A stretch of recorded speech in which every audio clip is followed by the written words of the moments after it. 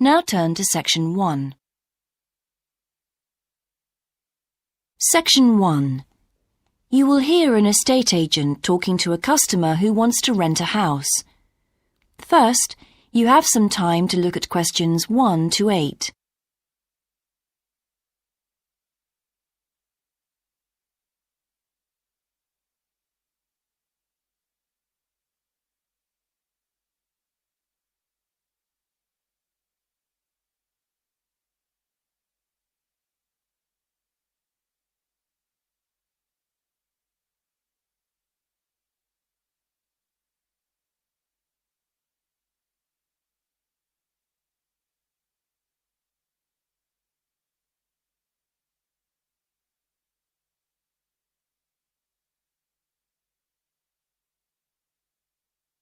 You will see that there is an example that has been done for you.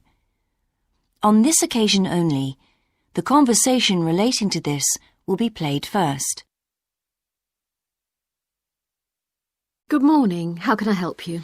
Hello. I'm interested in renting a house somewhere in the town. Right. Could I have your name, please? Yes, it's Stephen Godfrey.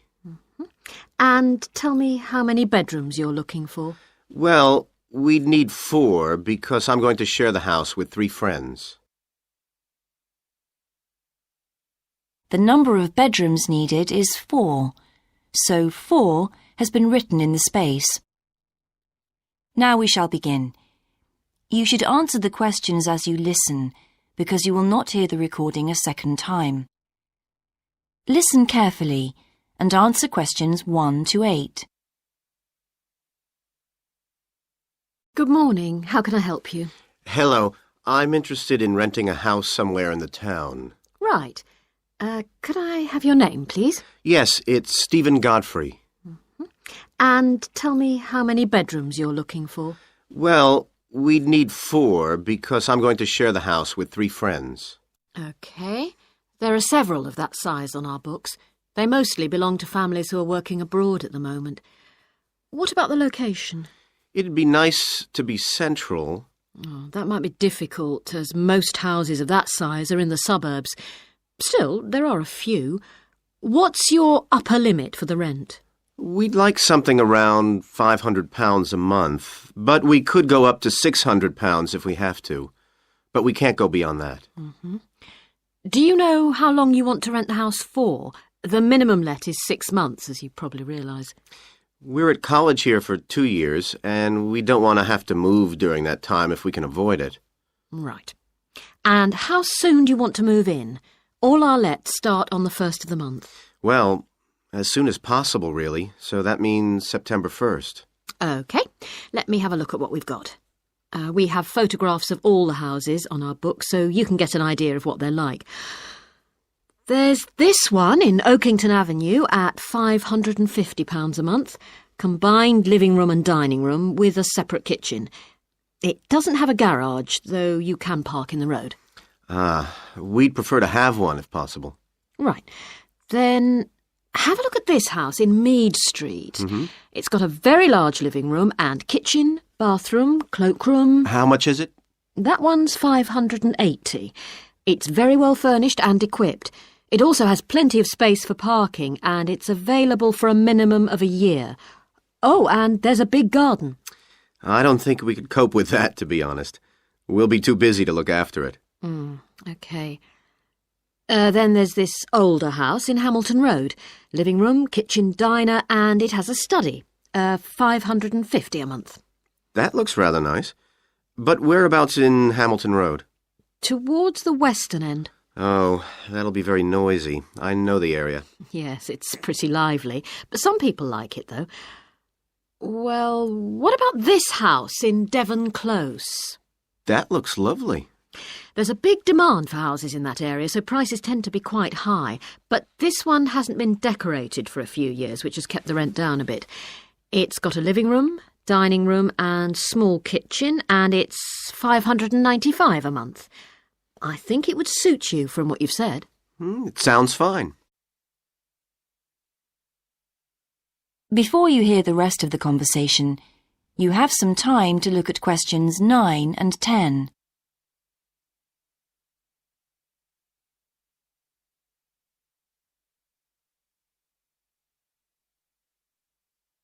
Now listen and answer questions 9 and 10.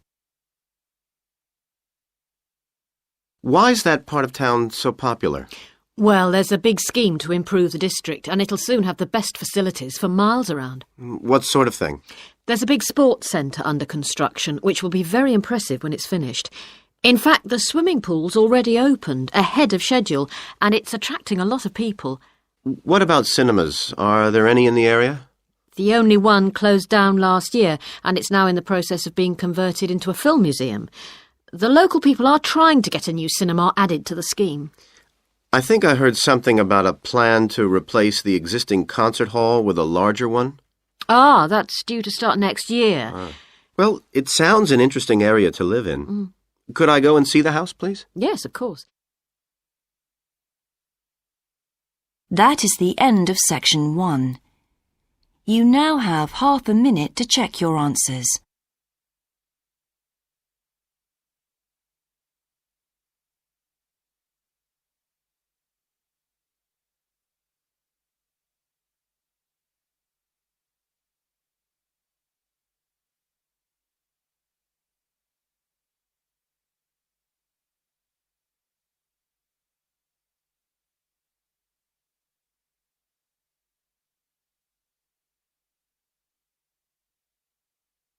Now turn to section 2.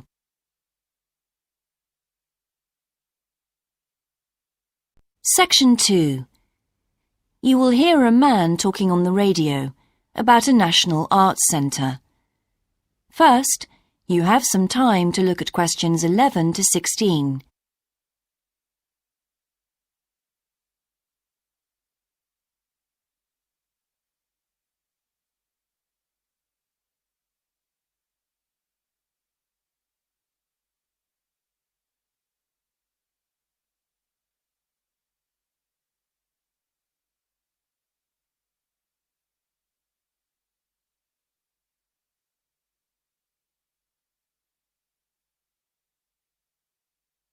Now listen carefully and answer questions 11 to 16.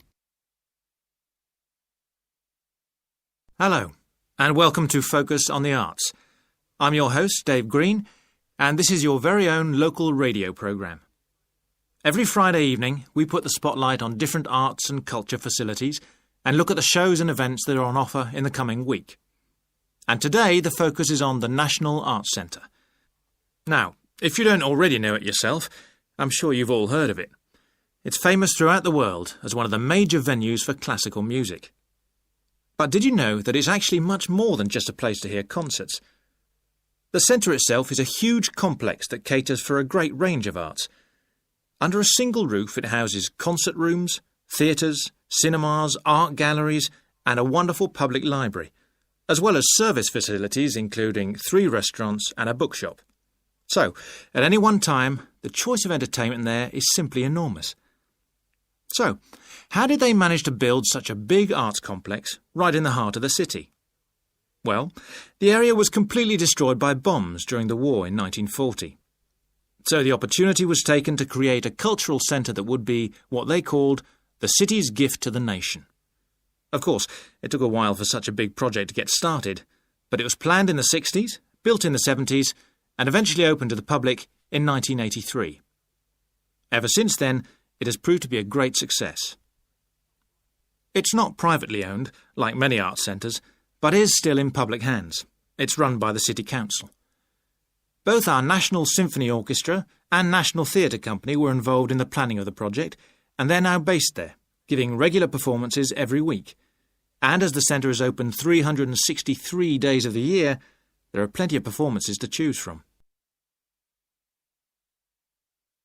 Before you hear the rest of the broadcast, you have some time to look at questions 17 to 20.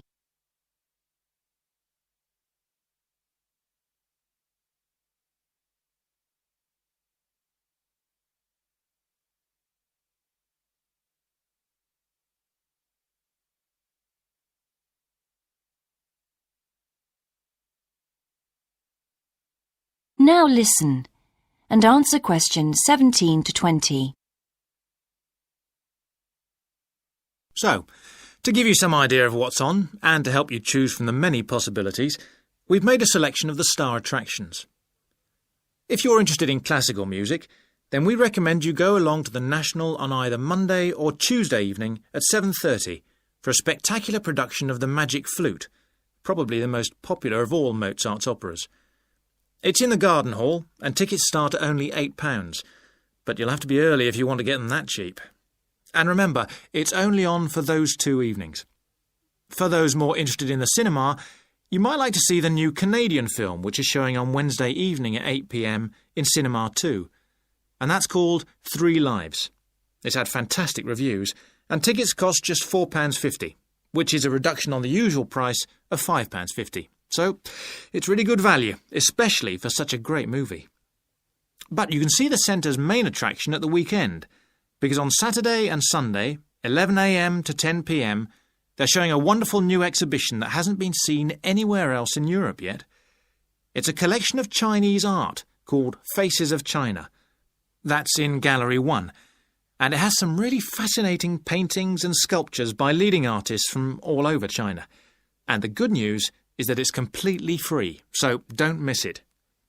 So why not go along to the National Arts Centre next week for one or all of these great events? And you can always pick up a programme and check out all the other performances and exhibitions on offer, or coming soon, on almost every day of the year. Next week, we'll be looking at the new Museum of Science. That is the end of Section 2. You now have half a minute to check your answers.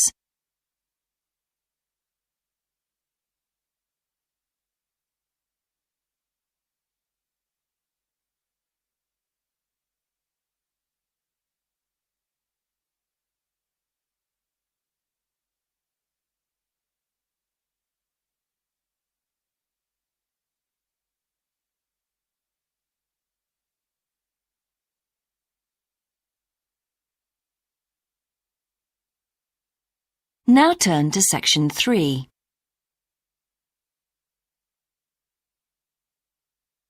Section 3.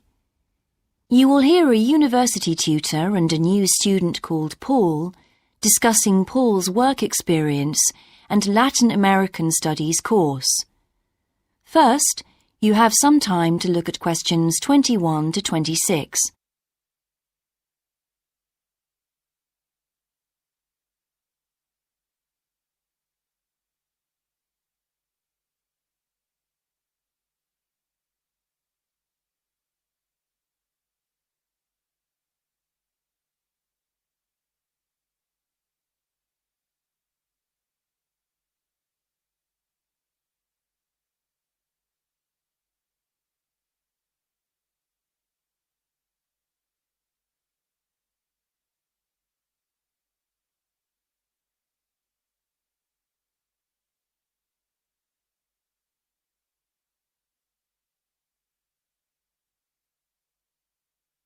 Now listen carefully and answer questions 21 to 26. I've been reading your personal statement, Paul. First, let's talk about your work experience in South America. What took you there? Was it to gain more fluency in Spanish? Well, as I'm combining Spanish with Latin American studies, my main idea was to find out more about the way people lived there. My spoken Spanish was already pretty good, in fact. So you weren't too worried about language barriers? No. In fact, I ended up teaching English there, although that wasn't my original choice of work. I see. How did you find out about all this? I found an agency that runs all kinds of voluntary projects in South America. What kind of work? Well, there were several possibilities. You mean construction, engineering work? Yes, getting involved in building projects was an option. Then there was tourism, taking tourists for walks around the volcanoes, which I actually chose to do, and then there was work with local farmers. But you didn't continue with that project. Why not? Because I never really knew whether I'd be needed or not. I'd thought it might be difficult physically, but I was certainly fit enough. Now, I wanted to do something that had more of a proper structure to it, I suppose. I get demotivated otherwise. What do you think you learned from your experience? It must have been a great opportunity to examine community life. Yes, but it was difficult at first to be accepted by the locals. It was a very remote village, and some of them were reluctant to speak to me, although they were always interested in my clothes and how much I had to pay for them. Well, that's understandable. Yes, but things soon improved. What struck me was that when people became more comfortable with me and less suspicious, we really connected with each other in a meaningful way. You made good friends? Yes, with two of the families in particular. Good. What about management? Did you have a project manager? Yes, and he gave me lots of advice and guidance. And was he good at managing too? That wasn't his strong point. I think he was often more interested in the academic side of things than filing reports. He was a bit of a dreamer. And did you have a contract? I had to stay for a minimum of 3 months. My parents were surprised when I asked to stay longer, 6 months in the end. I was so happy there. And did anything on the administration side of things surprise you? What was the food and lodging like? Simple, but there was plenty to eat, and I only paid $7 a day for that, which was amazing, really. And they gave me all the equipment I needed, even a laptop. You didn't expect that then? No. Well, I'll look forward to hearing more. Before you hear the rest of the discussion, you have some time to look at questions 27 to 30.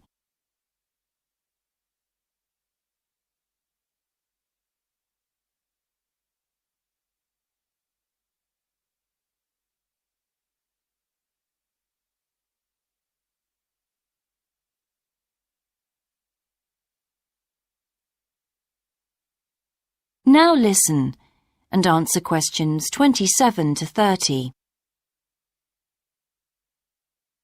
But now let's look at these modules.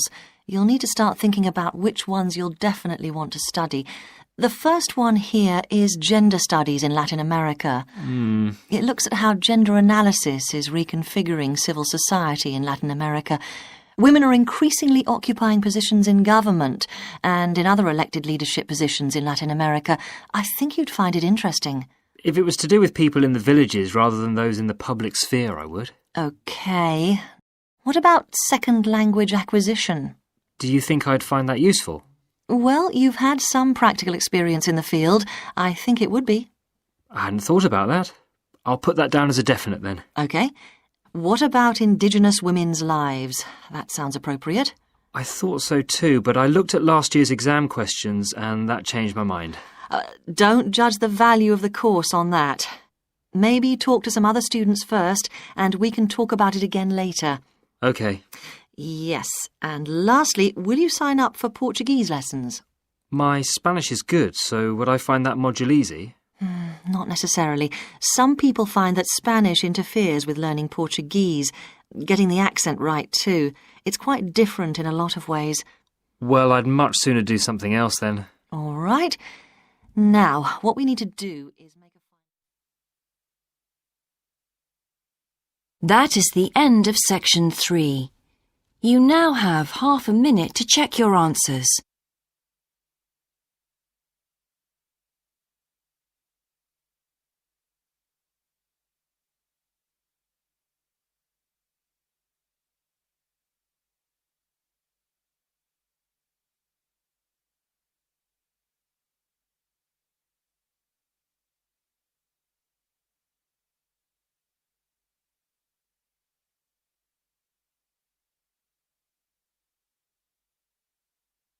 Now turn to section 4.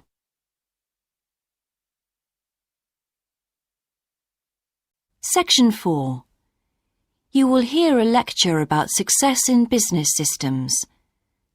First, you have some time to look at questions 31 to 40.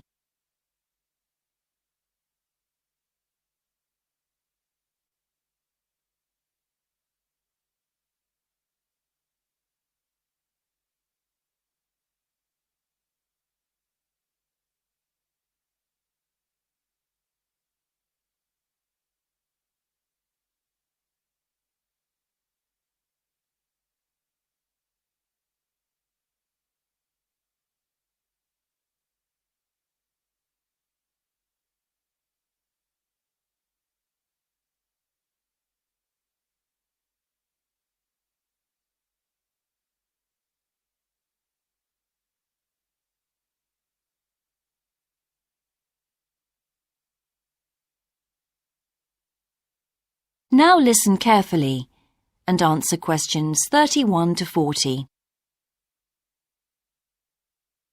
Good morning, everyone.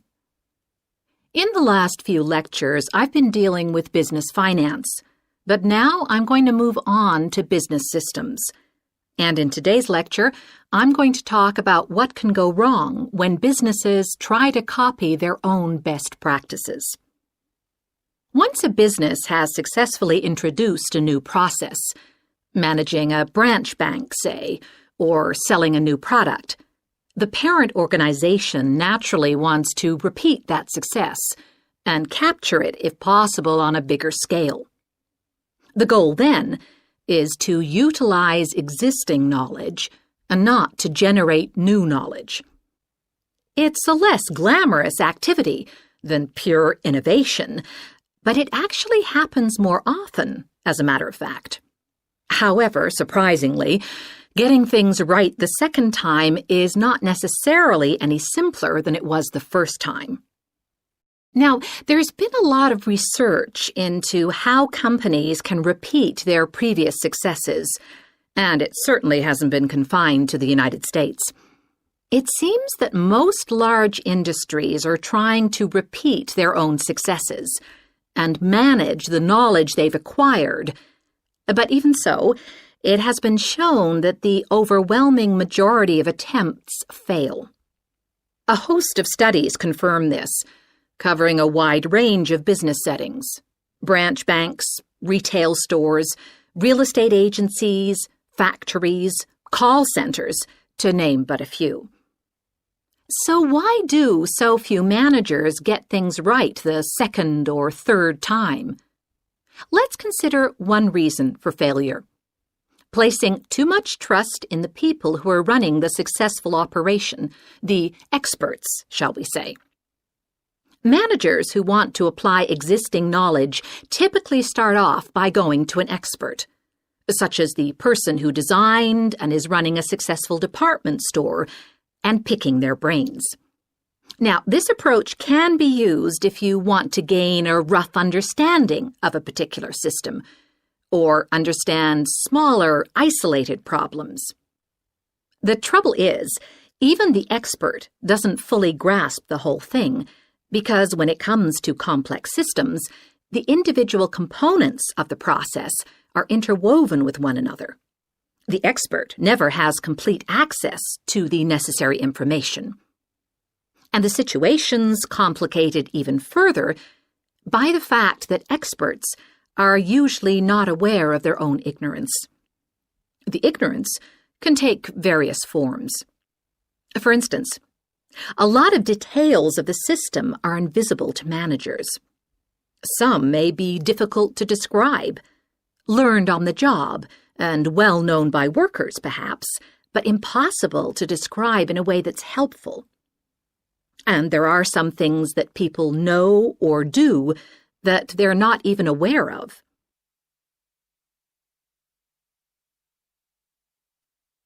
Now, let's consider two types of mistake that can occur when a manager actually starts to set up a duplicate system to replicate a successful process.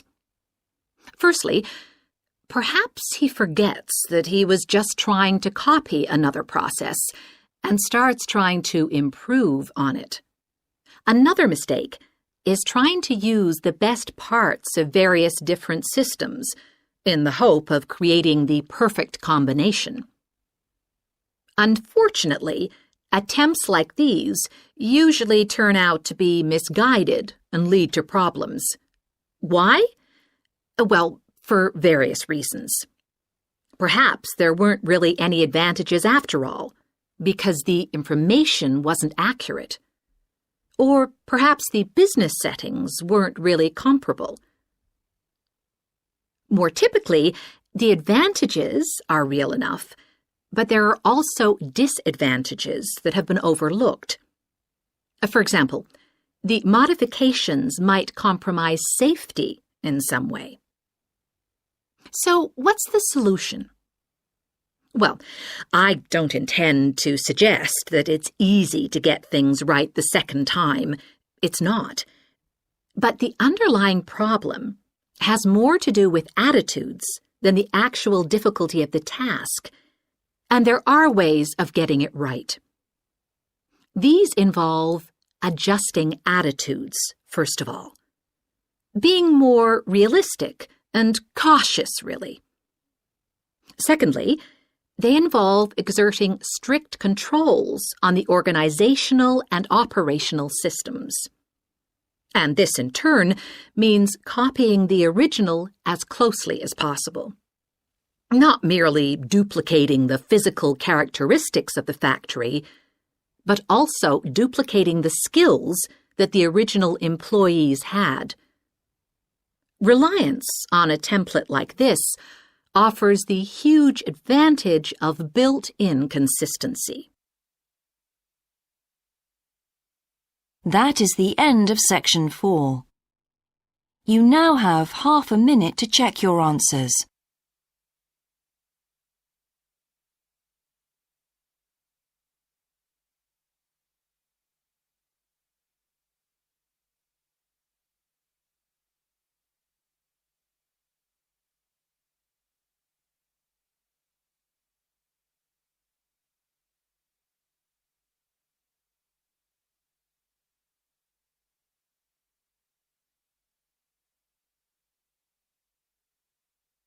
That is the end of the listening test. In the IELTS test, you would now have 10 minutes to transfer your answers to the answer sheet.